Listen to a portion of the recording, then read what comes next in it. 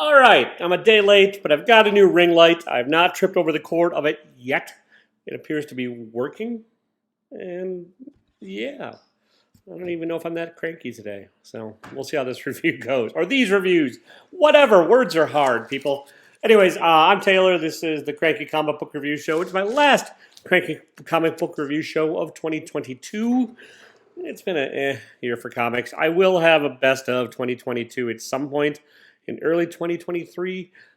I haven't gotten to it yet. I will. I just want to give the last few days a chance to read some stuff I haven't and see if it makes the list, because otherwise it's a pretty mediocre, shitty list. It's been a pretty mediocre, shitty year for comics. And life-wise, I don't know. We'll get into that if you want, I guess. I moved. I started a new job. I have a new ring light. It seems to still be working. So let's get into this. Worst to best. Yeah. And look, you can tell by the top what the worst is. And it's not even that bad. It's just, it caught me in a mood. So here we go. We've got Wind, the Throne in the Sky, number 5. This is James Tynion IV and Michael Dialynas. Ugh. Sorry, butchering names. This is the last volume, or last issue of volume 2 of Wind, and that's my problem with it. And I don't always mind when this happens. I'm probably a hypocrite. There's been other times, and there's other books that I've read this year where they've done this, and I don't mind it. But this is a young adult story. It's full of political intrigue. It's full of like shifting things, and it's full of like new revelations and verbiage and dialogue, and it's tying it, and it's slow paced, and then it ends on a cliffhanger, and so you're kind of stuck, and that just bugged me right now. It's like, in other media, it doesn't so much, and I don't know why that is. Like, dude, Avengers: Infinity War ended in a sad cliffhanger. I was like, oh, it's one of my favorite comic movies of all time. Wind in the Sky does it, and it bugs the hell out of me. And I don't throw it in the sky, and I don't know why. It's just maybe because it's a monthly book, and like the expectations are that there's gonna be a new chapter every month to keep reading, and maybe I'm just bored with not bored. My brain has been trained to expect that kind of thing, and I'm not getting it out of this. And I like when comics defy expectations, but this one just rubbed me the wrong way. Also, it's not been that exciting in volume 2. It's got all the elements that you'd want in an exciting thing. It's just not told in an exciting way, and I don't know why that is either. It's just kind of meh, and so it makes the worst of the list today. I think it came out a couple weeks ago, but I've been having LCS issues. I've shopped around. I've gotten some back issue stuff. There's a couple books in here that are a little from a few weeks ago, so it is what it is. But yeah, Wind in the Sky, or Wind Thrown in the Sky. Also, I don't like that title. Whatever. Number 5. All right, next we have Timeless Volume 2, number 1. This is the one-shot. Look, it's Miss Minutes. It's a spec title because it has Miss Minutes on the cover. Variant edition, Todd Knott cover. Jen McKay writing this. And this is a one-shot. I think I just mentioned that. I'm out of sorts today, people. Written by Jen McKay. I also mentioned that. About Kang the Conqueror. They're really trying damned hard to make Kang into a thing. Like, stop trying to make fetch happen, Marvel. I don't know. It seems like I get why they're pushing Kang, because they're pushing him in the movies, and I think they're kind of realizing that it's kind of a goddamn boring villain in the movies, and so they're trying to like make him interesting in the comics at least to make up for that. And so yeah, there's a bunch. This is a fine issue. There's a bunch of first appearances. It sets up a lot of really vague shit in Marvel and possibilities, which I guess is the Kanginess of it all. The Kangness. There's Murden and his lackeys, and whether or not they're good or evil. Not to spoil it all. And yeah, it's a one-shot, but there's also 4 different artists working on this book, which kind of bugs me as well. Just get one consistent artist throughout the whole damn thing. If you know it's a one-shot, tell a story. Set up stuff in an effective way. And like have at least a one and done. And this is not that. This is a one-shot with a cliffhanger. Kind of. Is it a cliffhanger? I can't remember. I read all this yesterday. Yeah, to be continued in 2023. So, like, it's a setup issue. It's kind of a useless one. You don't really need it for anything other than if you want to spec on shit, which who the hell's still specking on comic books in 2022 or 2023? Good luck to you. It's fine. Jen McKay, when he's on, he's really on. I really like him. And you'll see a book in here later that in the list that's Jen McKay that I've been liking. when he's not, he kind of bugs me. And I think one of his flaws as a writer is he tends to write characters without flaws. He does that in Strange. Or Clea is like this all-powerful Super Supreme, and it's really fucking irritating, and has dropped that book. And he sort of did this with Kang. Now, there's things that happen here that sort of alleviate that, but like Kang has this perception of himself as infallible, and it doesn't make for a compassionate read for the audience. And you're not, I guess, supposed to feel compassion, but I don't know. It's just not. Didn't work especially well for me. It's a setup. It is what it is. But yeah. All right. Next, we have another Marvel book, and this one's fine too. It's Jim Zub with Fox in the art. I don't know. Whatever. I'm not going to open this one up because it's Murder World Spider-Man, starring everybody's middle of the road villain Arcade. It's Squid Games, and like I don't mind these. Like Jim Zub like did another one with Murder World Avengers that had goddamn nothing to do with the Avengers, and this is Murder World Spider-Man that has absolutely nothing to do with Spider-Man. Spoilers, but it's a different set of contestants and different set of puzzles, but it's pretty much Squid Game or Murder Island or whatever you call it. Arcade has this murder trap set up, and characters compete, and like you have a different one in this that was in the Avengers one. If you've read that one, then you'll understand why. If not, well, whatever. And yeah, it's fine. It's fun. It's not awful. It's not fantastic, but it's a fun middle-of-the-road comic. It's not a one-shot. Apparently, this one's at least a 2-issue thing, which I didn't realize. I thought these were all going to be kind of one-shots, but I guess not. And I'm kind of here for it. Like, I don't hate Arcade. I kind of like the evil machinations trapster thing, although... which is kind of surprising because I hate all this Jigsaw and the Saw movies and all that kind of crap where that's literally what they are. But I like it in comic form, and I've always kind of liked Arcade. So I have a soft spot for him, and all my shit's biased. Like all reviewers, we're all goddamn biased. But yeah, Murder World Spider-Man, it's decent. It's not amazing. It's not awful. It is what it is. Also, I read all these yesterday, and normally I read them and I review them immediately, so I've had a day to sit on them, and it might even change some stuff. I don't know. I just felt like I should announce that. Next, we have plush number 2, Murder Furries. Cannibal Furries. That's all this book kind of is. There is not much plot to this one. It's Wagner on the writing and Hilliard on the art, same team that did Vinyl. Vinyl also wasn't super plot heavy, but this one just seems lighter. Also, it's like a weird. I'm not big on the furry culture. I don't understand it. I'm not versed in it. But none of these really seem to look like, I guess, traditional furries. But not that I would really know. But yeah, there's not a whole lot to this book. But it is fun. It's over the top. It's a romp and a murder romp, like a romp for grown-ups. Want to dress up as a furry and eat people. So if that's your kink, this might be for you. Whatever. It's fine. It's not amazing. It's not awful.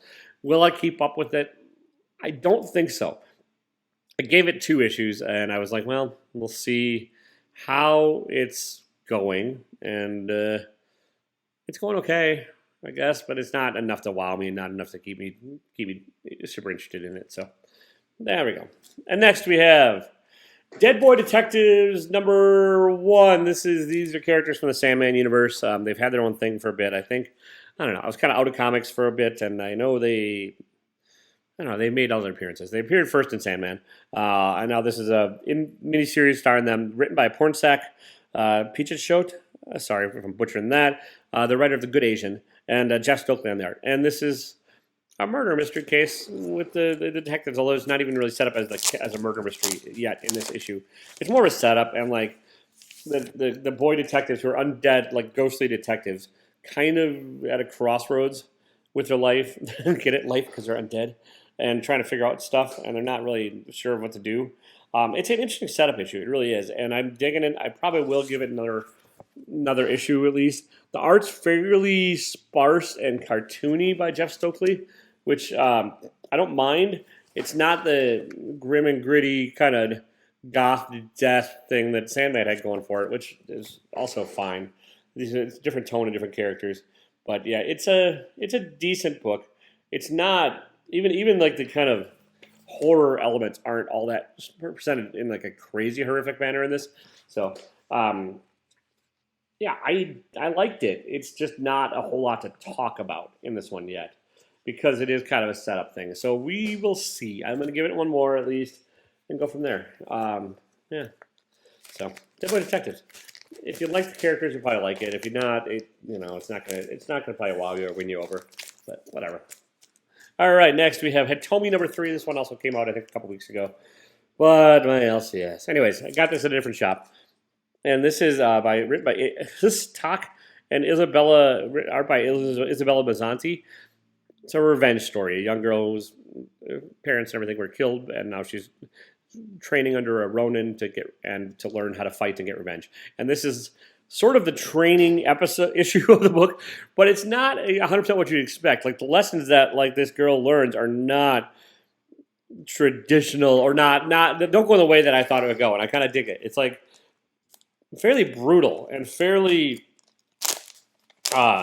harsh lessons that this girl learns. Let's put it that way. And the Ronin is not necessarily the most noble of creatures or of characters, but not necessarily ignoble, but a practical Ronin, if that makes sense. And the art also has a nice, unique style to it. The facial features I especially kind of enjoy in this, and the action is pretty easy to follow art-wise, and it's usually kind of kept to at least a semblance of a grid. There is some violence, there is some anger, there's some death and destruction here, and some blood and gore. And I'm digging this. I don't know how many more issues are left of this. I don't know if it's ongoing. I should probably research this crap, I guess, but that takes effort, and so I didn't. But yeah, I'm hoping I can keep finding this. I might have to actually special order it with the LCS. But yeah, it's a solid intermediary issue of this series. If you've read the first couple, you probably would still dig it. If not, at this point, probably trade weight it, really, because you're 3 in, and I don't know, it's not one of them. They're highly spec books, so maybe you can find it on the cheap and go get it that way. But there we go. All right, next, I don't even know what the hell to make of this one. I'm glad Marvel's doing this, but it baffles me, and I'm going to have to read this all when it's collected. And the rest of these issues that come out might sit and go into a pile, and I might read them when it's all said and done. And that I'm talking about Doctor Strange. What the hell is this called? The miniseries has a name, I know that, but it's Tradmore. It's Doctor Strange issue number 2. And it's the same writer artist that did Silver Surfer Black, which I've not read, but it's just holy crap, is this a weird one. It starts with a kind of creation, destruction myth in the beginning, and then a really poorly placed ad with M&M's. Jesus. Well, that's the inside cover. And then it goes into, without spoiling it a whole lot, okay, a kind of trippy, underworld, bizarre adventure. It's gorgeous. It's bizarre. It's got remnants of like Art Nouveau style on acid. And I love the art. And the story, from what I could follow along, was pretty interesting.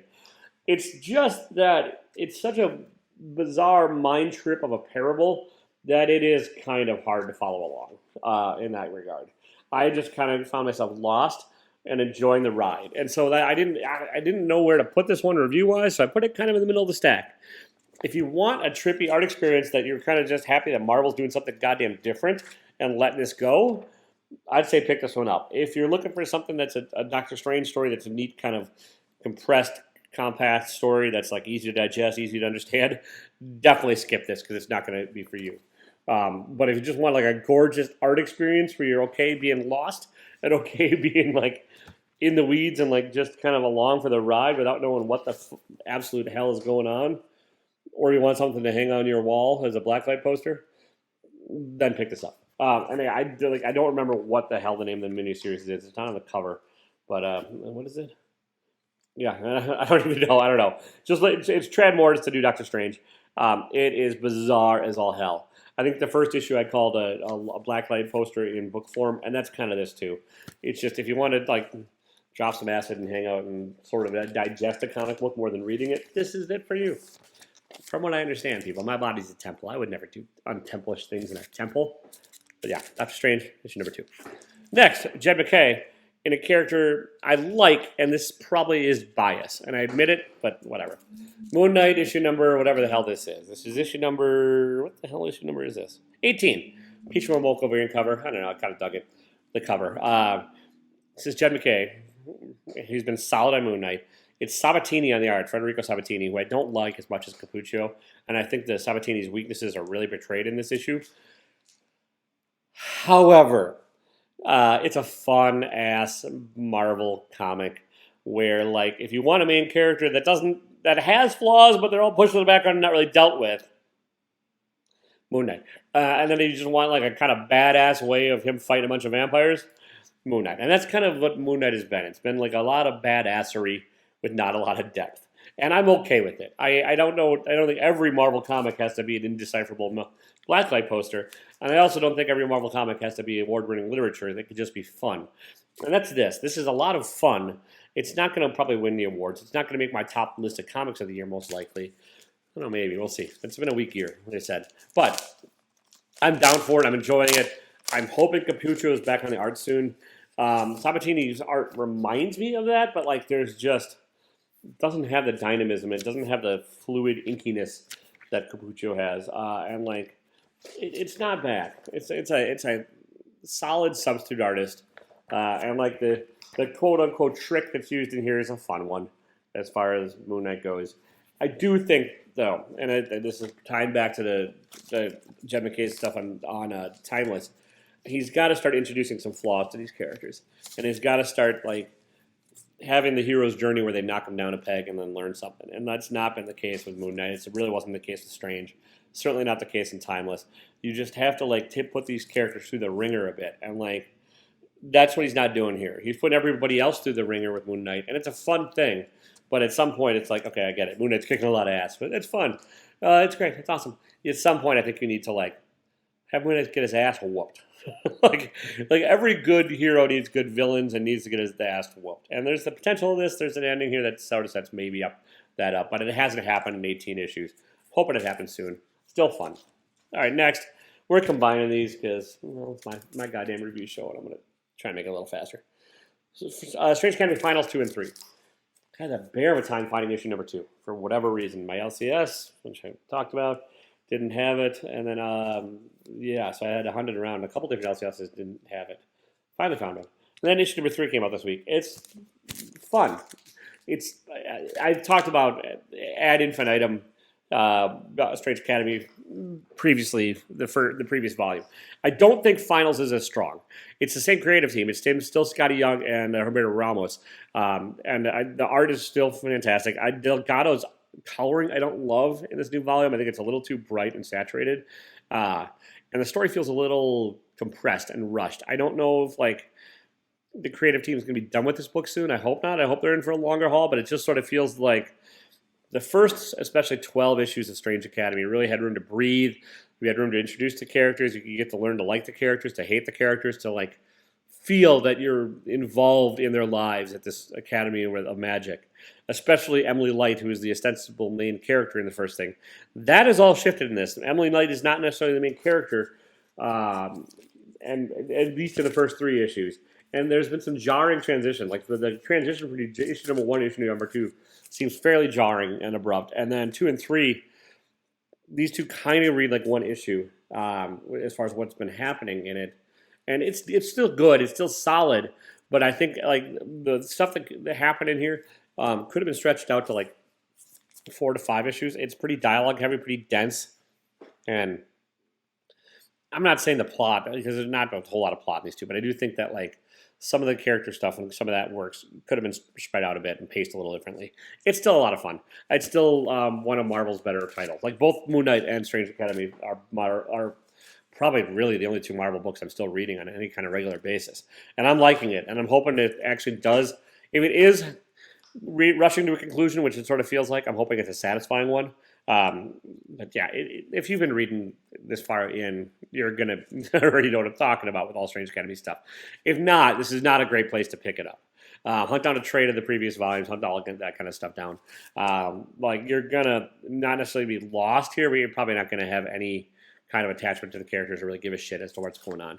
So next, we have another ending by James Tynion, and I like this one a lot better than a win because it's at least an ending.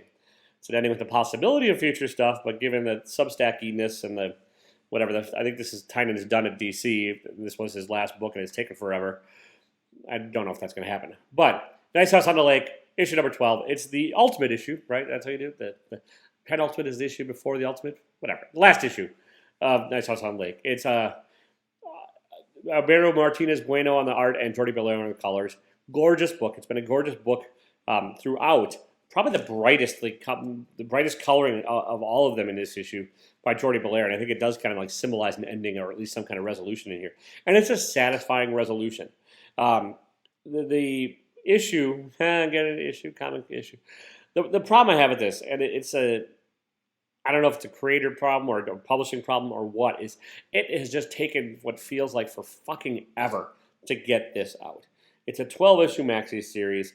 And I'd swear it's been going on for 2 years. It probably hasn't, but they did the first 6, took a break, and then came back. And it seems like the coming back has also been a little bit sporadic. And I don't know if that's, like I said, don't know paper shortage or what, but it's not helped this book or done it any favors. It probably will read better as a collection. This might make my top books of the year because I do like the ending of it. I think it actually fits, and it fits the story. My memory of the story, again, it's a little foggy because like there's a lot of characters. Like these I think each represent a character. They're not super distinct, and they never really were distinct. There's a few characters that like Tynan pushed to the forefront in the storytelling, but like it was hard to tell them apart. This is going on strength of the idea alone, and the execution, while solid, is not amazing, but it's still a fun, trippy, weird sci-fi horror book. And it plays to Tynan's strengths because he's got some fun dialogue in here. He's had an effective kind of mystery that was like, when it was real, you're like, well, that's kind of bizarre. And then, yeah, it wraps up well. It's not perfect. And I probably will need to do a reread of it at some point to really dive back into it. I think it's worth a reread. I think it'll be a pretty fast reread, but I think it'll read better as a collected volume. I think the monthly format is not helped this one. So, but I still liked it, and it's still my second favorite book of the week, which I don't know. It's sort of the way of 2022. Like the top books have not all been amazing, and like I feel like 2021, and maybe it's just because COVID was like lifting. I get we're all still in COVID, we're all still doing all this shit, but like I think everyone's expectations in life was a little bit different. Now 2022, we're kind of we're in a routine or like a churn of life again, and the comics feel like we're churning, but yeah, whatever. All right, it wouldn't be the last recording of the year without some issues, so I'm going to splice this at the end of the last recording and make it all one recording. It'll be goddamn seamless. You won't even know. Okay, you're going to know because I just announced it, but whatever. Here we have my favorite book of the week, Once Upon a Time at the End of the World, issue number 2. Jason Aaron on the writing, Alexandra Tefenki on the art, and then Lee Lowridge on the colors. This kind of reminds me a bit of What's the Furthest Place from Here, another post-apocalyptic sci-fi-ish novel, graphic-y, comic-y thingy with kids. So like I think the comparisons of this are between this and that are probably going to be inevitable. This is a little bit different. It's a little more humorous in tone as far as one of the characters goes, but it's sort of like tinged with sadness, and I think that's where the similarity really will come into play with the other book. It's its own beast. I like this better than What's the Furthest Place from Here so far. We're only 2 issues into this, and it feels like I have a better grasp on what's going on here, and a better grasp on the world, and a better grasp on the characters than I did after about 8 issues of What's the Furthest Place from Here, is when I gave up on that book. So I like this. It's an interesting one. If you stick a post-apocalyptic books, I don't blame you. There's been a shitload of them out there. This is a little bit different. And I get they're all kind of a little bit different, but this one feels like its own beast. And the two main characters whose names I can't even remember. There's a boy who sort of has leaving his safety of his home for the first time ever, and a girl who's been wandering on her own for a long time in a world where there's not much out there and like a wasteland, and something has happened to end it. Team up, and they're an odd couple, which also helps because then you have the dynamic of that relationship to play off of in the writing, and you have the one helpless and one seasoned, which also helps.